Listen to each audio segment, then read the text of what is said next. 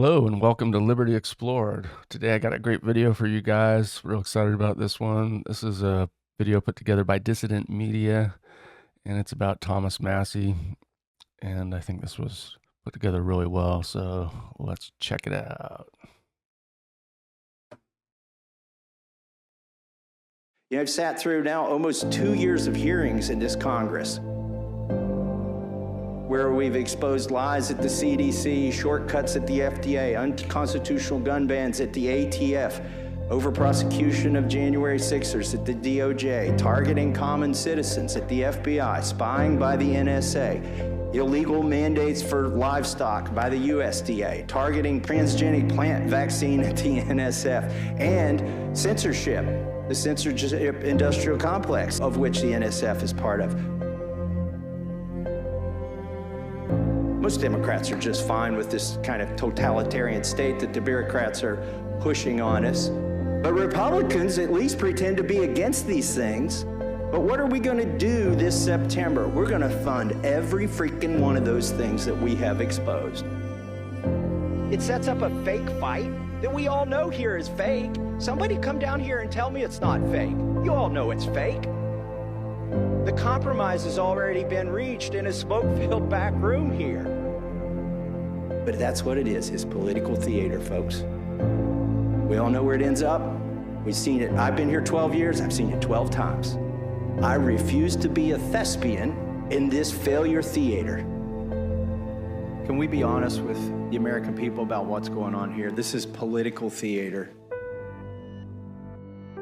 I'm sort of in I would say, a different category. The president's consultants have spent $1.8 million against me.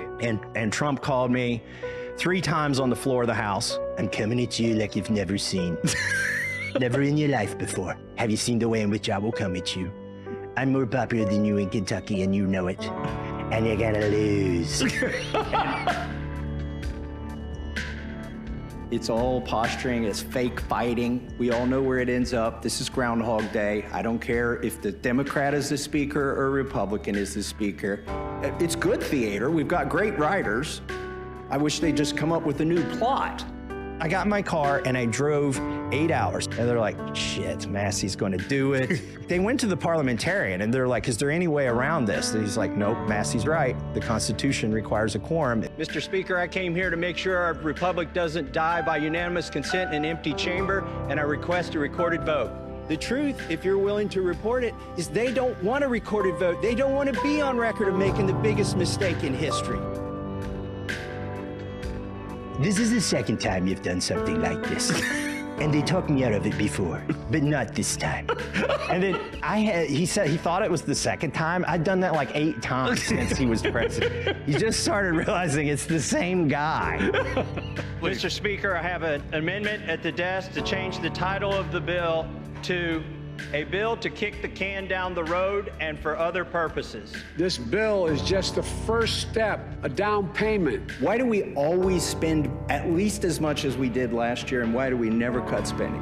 This bill is a debt bomb ticking. We're not rearranging deck chairs on the Titanic tonight. We're putting coal in the boiler and setting a course for the iceberg. If something is beautiful, you don't do it after midnight. I think the Federal Reserve absolutely needs to be audited. They've really exceeded any kind of constitutional authority that they should be given. It is poison. When you print money, it is poison to our economy. The principle is called dilution. And when you print $5 trillion and you put it into the economy, you have diluted the value of the money. The principle is so simple that a child can understand. His third tweet was, he's terrible on guns. I was like, what? Where did that come from?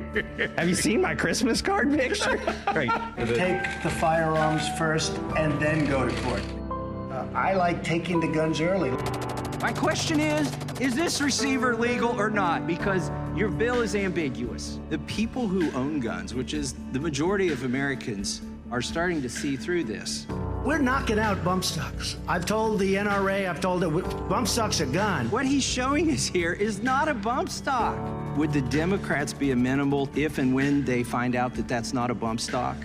Like if they could use Wikipedia or a picture would anybody over there be amenable if they found out, and you will eventually, the internet's going to help you here in about 5 minutes.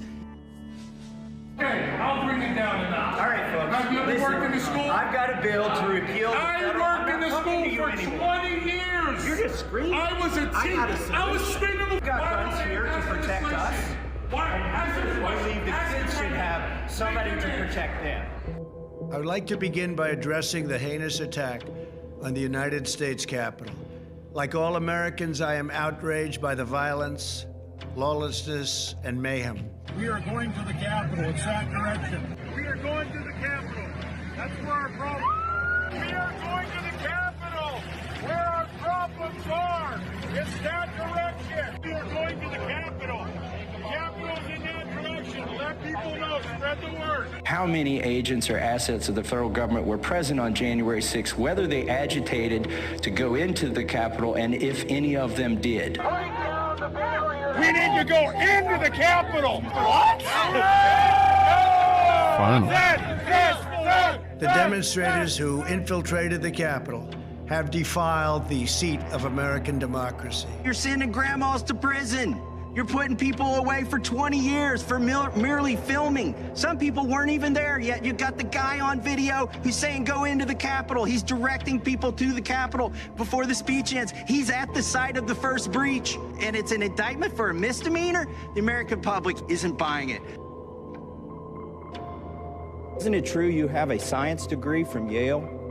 Well, it's liberal arts education and degree. It's a bachelor. Okay, so it's not really science. So I think it's somewhat appropriate that somebody with a pseudoscience degree is here pushing pseudoscience. Today, our nation has achieved a medical miracle. I am thrilled to report that the FDA has authorized the Pfizer vaccine. Well, first of all, it's none of your business, but I'm going to tell you, I'm not vaccinated, and until there's some science, by the way, I have a master's of science degree from MIT. I'm not a virologist, but I can read data.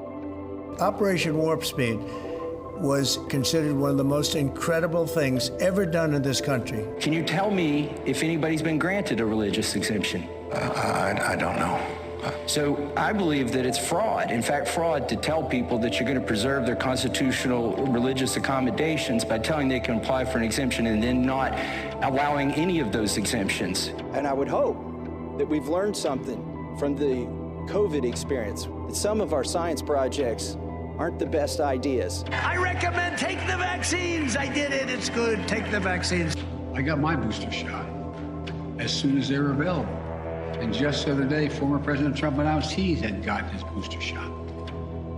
It may be one of the few things he and I agree on. This truth was toxic to a narrative that Pfizer was spreading, that Joe Biden wanted out there so that he could force the vaccine on everybody, whether you had natural immunity or not. I don't think the press gets special privileges on the First Amendment. I don't think Congress does. I think every American, by virtue of being an American, has the right to free speech enshrined in the Constitution. They are at the same time denying that censorship is occurring, but suggesting that there's more material that needs to be censored. Yep. So when I go to D.C., and they threaten me or try to bribe me, it's like, I know once Friday comes, I'm going to be back on my farm and I don't need them.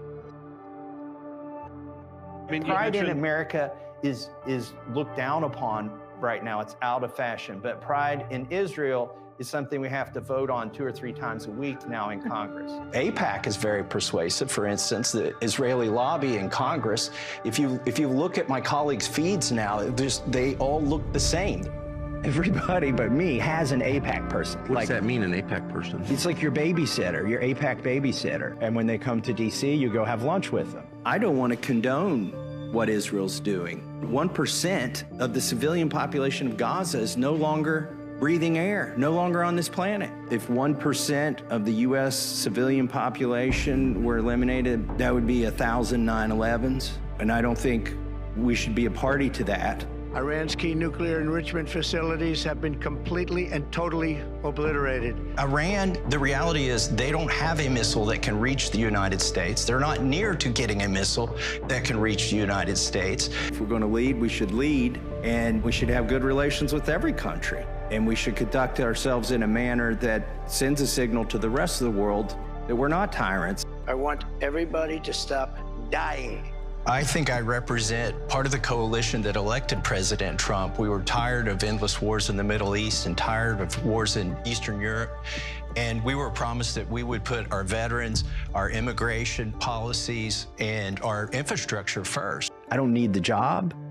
We're self-sustaining. I help my neighbors and my neighbors help me. And that's what enables me to go to Washington, D.C. and say, you don't have anything over on me. Like, you could literally take everything I've got and I can create it again. You can pull all my fingernails out. You can shove bamboo up in them. You can start cutting off my fingers. I am not voting for Mike Johnson tomorrow. And you can take that to the bank. I don't know why it should be politically painful to be transparent. Are you still talking about Jeffrey Epstein?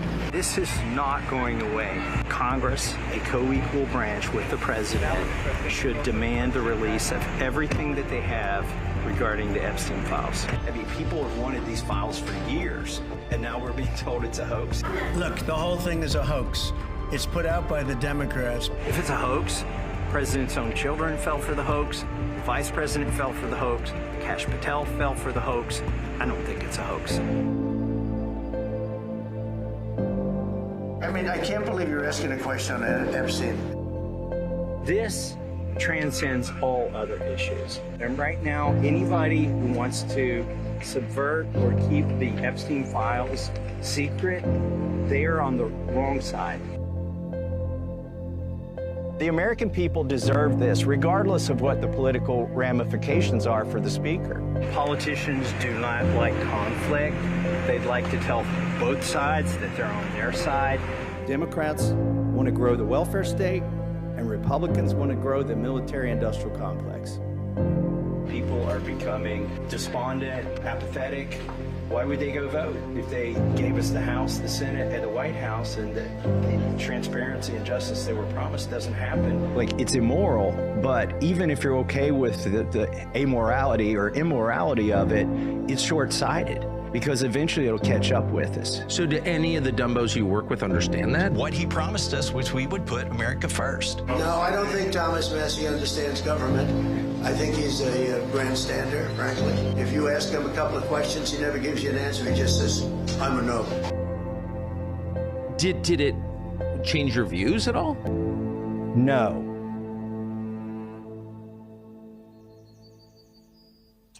Wow. That is truly excellent. I mean, that really just went over some of the most important features of modern day politics. And I think, whether it touched on things like COVID vaccine, some of the problems with the new bills that they're pushing, everything that's happening with Epstein, and I mean, this just really touches base on all the top points, and this is why Thomas Massie is the greatest politician of our time. I mean, he is truly America First. I like watching all his videos from home and stuff, and the guy's kind of a badass. He's inspiring to me, at least. I like that video where he's working on making a pizza with his brick oven, or digging in the dirt and working on his property. Really like that. I think he's living the American dream in that way, and it's what a lot of us are never going to get. And I just really thank him for standing up for what's right. And I hope everybody gets a chance to watch this video and see what's really going on, because Trump is not America First, right? And the Democrats are definitely not America First. And that's just the way it is. So